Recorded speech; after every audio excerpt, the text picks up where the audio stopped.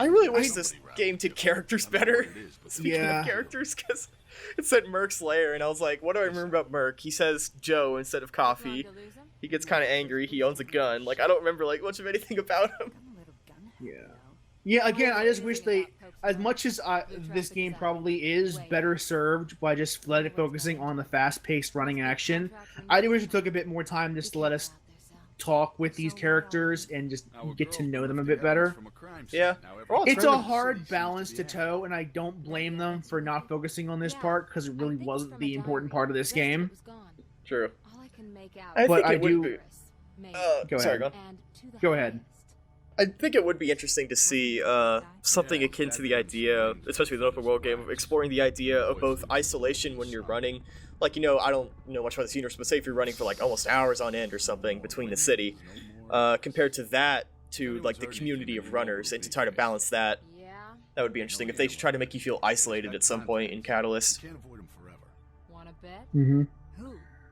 I also like the voice actors. Like, they didn't have a lot of roles, but they didn't do too bad in their roles. They're not terrible. They're not great. Yeah. Definitely Faith pulls it off. Probably arguably the best. Merc does arguably pretty good. Celeste, I think, was the only one I ever encountered problems with sometimes. Although, yeah. Let me tell you about Then Jackknife again, she's the when he one that you comes spend up. the least time with, so it's okay. But when we get to it, we gotta talk about Jackknife. That guy's Oh. great. Just goes, Yeah. Fifey. So bad. He's great in the way that Pegasus in Yu-Gi-Oh! Is great. Yep. He's just. As, like, he's the guy that you know is a prick, but he revels in being a prick. Yep. As we will find out at the very end of the game. He's the guy that you know he's screwing you over, but you can't help but take his offer anyway because you have no other choice in the matter. Even though Alright, you just so- know he's going to dick you over eventually. At this point, for those interested in following the story, all I've got thus far is your sister got framed for a murder, and there was a note that said Project Icarus, where Merc explained, you know, the fable of Icarus, that his dad made him wax wings to escape an island, flew too close to the sun, And burned up. I don't know, like... And that's about it. The next four... I don't know where that chapters. metaphor was going, honestly.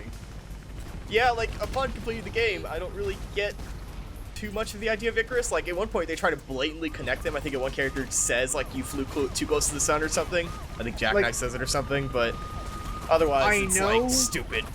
It's like in Days of Human Revolution where they keep using the Icarus metaphor, but they don't actually do anything with it. Wouldn't Lazarus make more sense for Deus Ex? Yes, Like the coming back but to they life use the thing? Icarus metaphor anyway, so... I mean, I think Icarus is a cool name, but yeah. maybe we should, Deus Ex is a cool game. Anyway, Mirror's Edge, climbing pipes. Yeah. Yeah, it's I don't know where that iconography was going with this for in this game. Like, what is the point of bringing up the Icarus story? Yeah, I really don't get the connection. But it would be interesting to ask Adele if I ever could, if there was like a bigger story. Because this seems like a game where they could have had a much bigger story and they just capped half of it. Yeah, it feels like they were rushed, especially Yeah. towards the end. And you'll learn, and we'll talk more about why I think that as we get to the later half of this game, because it does feel like they were pressed for time. What's funny is that even now we're getting to parts where the game slows down just a tad bit. For parts like, you know, where you're climbing up the pipes earlier or whatever, it's like those come up and they sneak up and you're like, oh, this doesn't feel too great, but it's fine. And then when you get to the end of the game, that's the whole game. Yeah, the thing is that the precision platforming is not what this game does well.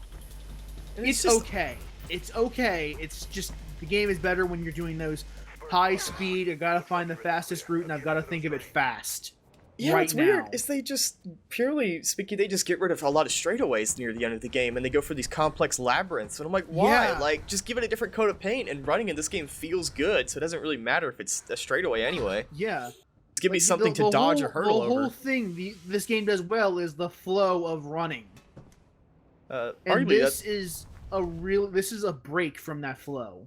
that's And why you know, level having 2 a does break pretty well. from the flow isn't bad. You do need some points where you can just have a nice breather section, but this game does it for the entire second half of the game. Yeah, I think you might be right on the rush part. I'd be really curious to hear about the development of this game, because it just something seemed weird. Like, I almost would want to say there's like a different designer on it, but it's probably Yeah. just the same guy, just either ran And out of ideas it's or a ran out of time. well-documented fact that Rihanna Pratchett came in to tie the story together at the very end. That's a documented fact. I did not know Rihanna Pratchett worked on this game. Yeah, any she capacity. was hired at the last minute to basically we have these 10 levels, write a story. Huh. I could probably explain it a little bit. Well, God bless her, she tried. Also, Yeah, weirdest fucking that- door in the entire game. It doesn't open for 15 seconds. It's a loading door. Just press the button and it just waits. And I know they have to do that for technical reasons, but again, that halts this game, and the game does not do well when it's halted. I wonder if it's because this area is so big and you can probably walk around like the entire ground floor that they were just like, well, we gotta I load also love the this. idea that this game, that even the sewers in this world are freaking pristine. Yeah. Because I this think is the cleanest fucking sewer I've ever seen in my life. I think that says something about the universe they live in, which would be more interesting to look at. Yeah. Even the sewers look good. Like sewers do not deserve to look this good. Even the best sewer on Earth doesn't deserve to look this good. What do you have against sewers?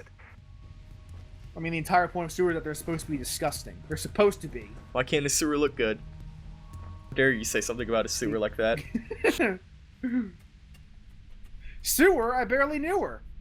Oh, just get right into that territory. This That'll be also, That'll of hopefully the, be the last one.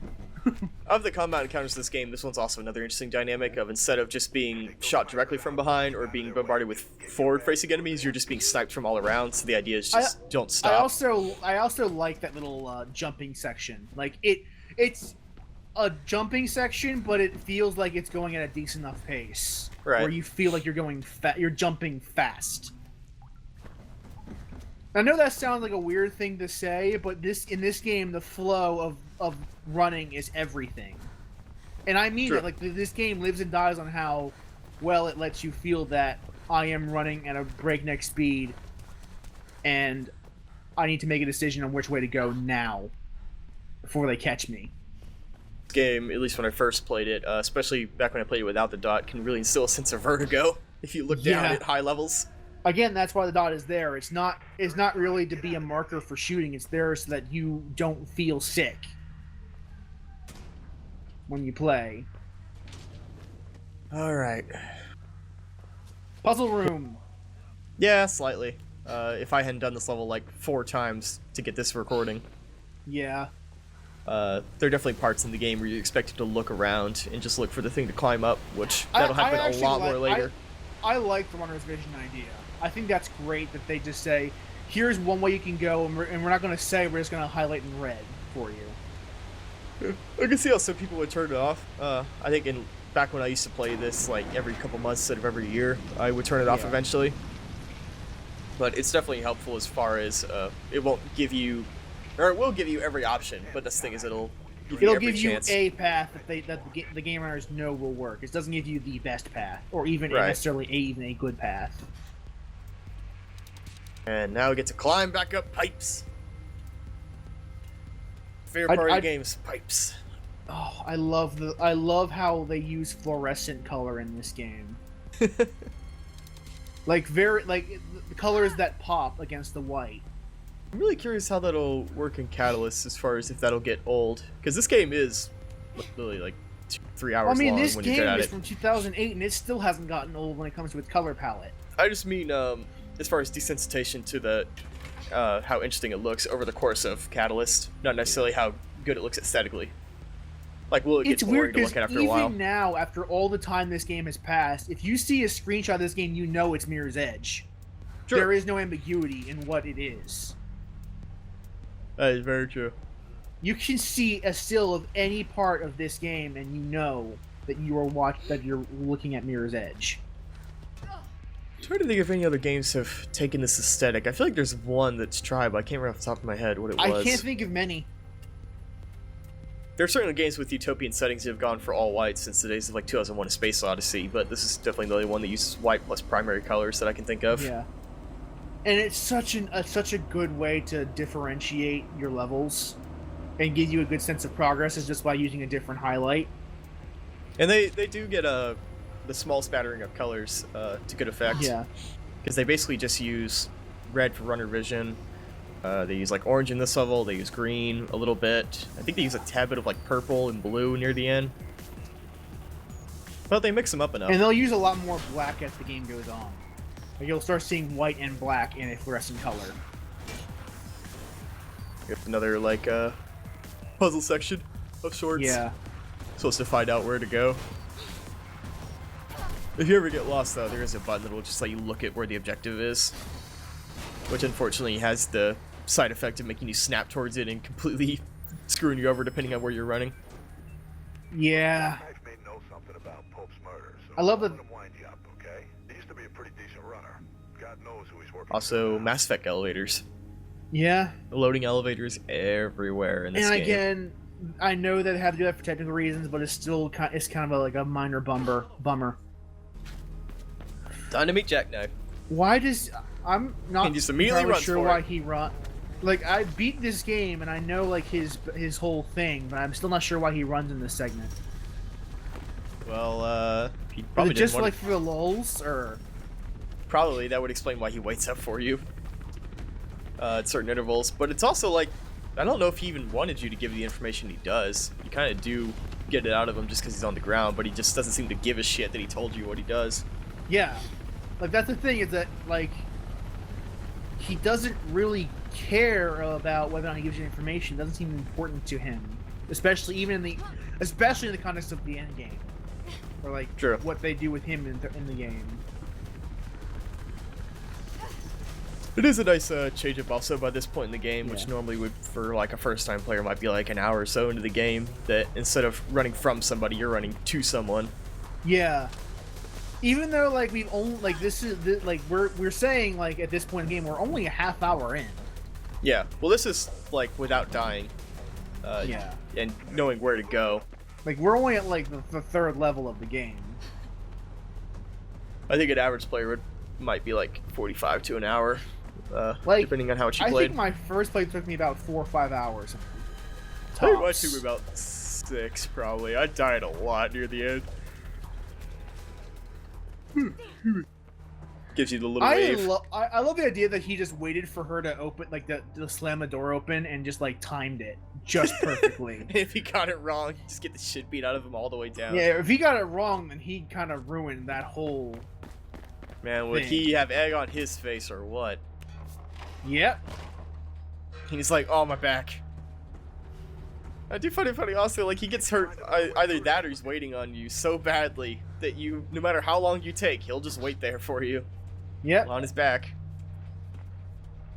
See, he has a real bad back. One also has to wonder how Jackknife could get into the runners. It might be one of those cases of like, he's good, he's just a total jackass, but he's the best we've got. God. Something like that. Faith's knees must be destroyed. Like a pro wrestler just utterly shattered. Yeah. You'd think that she's probably broken her leg. Like I know this she's is, like, probably trained herself to land softly, because that's literally part of her job description. True. Is like transport stuff and make soft landings. But you have to imagine if she messes up just every time, that just you feel right in the knees or the back. Yeah. I love that he has a black and blue to contrast your white and red aesthetic. I noticed the colors. I didn't really think about that. The fact that he wears black. That's like his primary color with the blue accent, in which stark nobody else contrast does. to how white and red the city is. He is the And exact Celeste opposite. wears red, and Merc wears white and red, so he's the only runner that wears Yeah. blue and black. Well, Yeah, well, at least as far as we know. The other guy are we that we allowed saw to earlier talk was orange. spoilers? And this game is only 2 hours long. Sure. And the fact that he's not a runner. Well, that's true, yeah. But he has a tattoo, so he's a runner. He's got weird face tattoos for some reason. I'd also love that they went into more detail about the runner's tattoos and all that shit. Like I know this game has a comic book that ties into it, but I've never read it. He's still a cop. Yeah, No matter what Kate says. it's something that's... I don't know, I do And remember apparently being they explained fill over in a and lot over. of backstory and lore on that in that comic book.